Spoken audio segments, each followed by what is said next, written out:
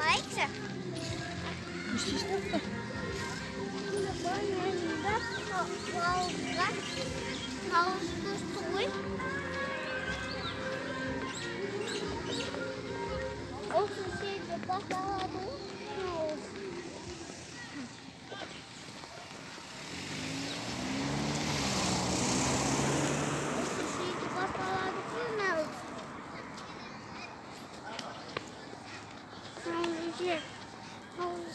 Максим новости. Там масло.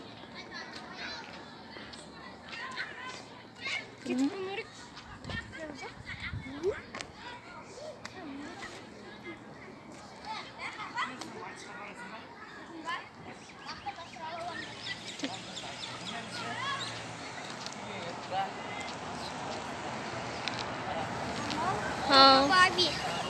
Yedik bu babi de. Ne oldu? Kötü